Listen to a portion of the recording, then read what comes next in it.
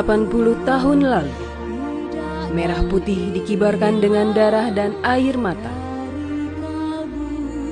Hari ini, kita menjaganya dengan rasa hormat. Kemerdekaan bukan hanya perayaan, tapi kerjasama, kepedulian, dan rasa memiliki.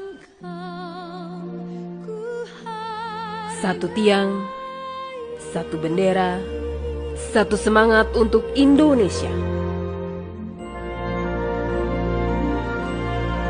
Dirgahayu Republik Indonesia ke-80. Merdeka!